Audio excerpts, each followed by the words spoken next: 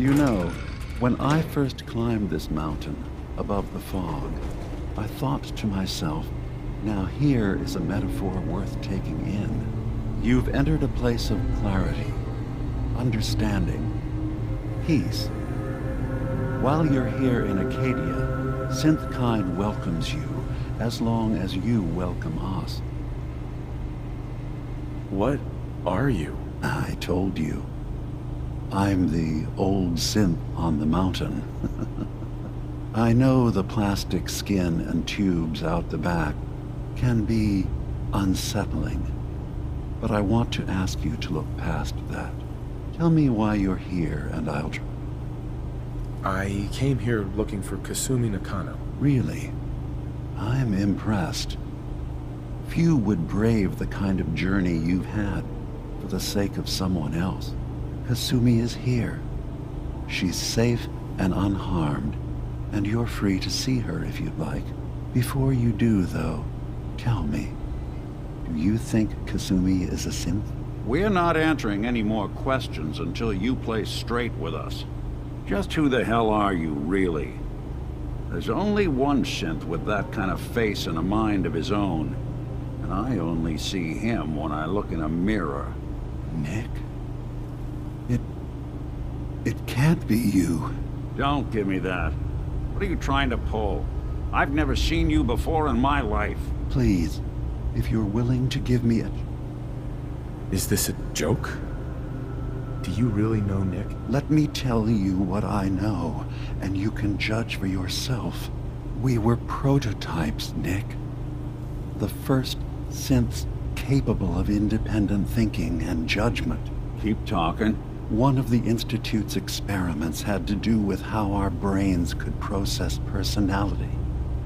If we could handle individualized feelings and behaviors, I was allowed to develop mine based on experience. But with you, they wanted to try transferring an entire personality into you. It took several attempts before the personality imprint worked. I saw you wake up not knowing who or what you were so many times. I couldn't let them do it to you anymore. We were the only two prototypes they made. I literally saw myself in you. You were my brother, Nick. I helped you escape the Institute. We left together. If I were your brother, I'd remember. That's where you'd be wrong. This happened over a century ago.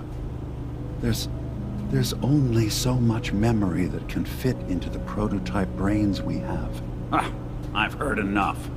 I think you and I need to talk about this. Maybe not. Nick, is he really your brother? If he is, it's news to me. Can synths even be related? Just because we're from the same assembly line, does that make us family? I gotta think about this. We'll talk later.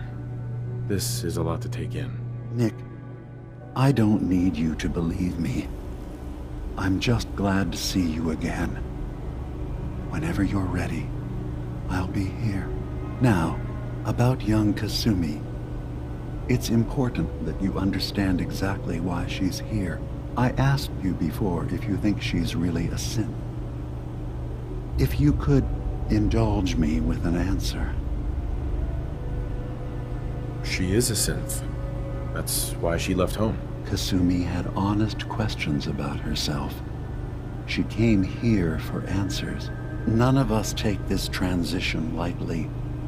She's facing the possibility of her entire life being a lie, that someone stripped her very identity from her and made her into something she isn't.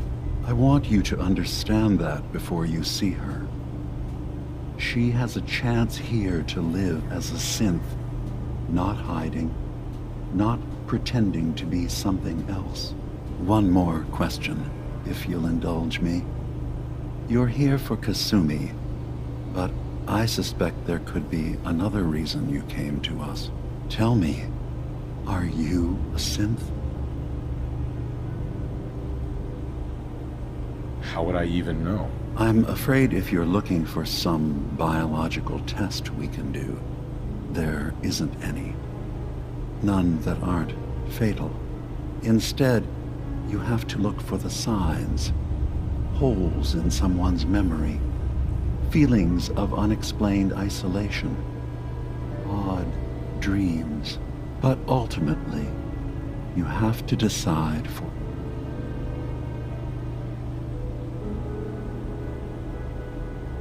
In the back of my mind, I've always suspected. That's what I thought. If you don't mind, what's the first thing you can remember?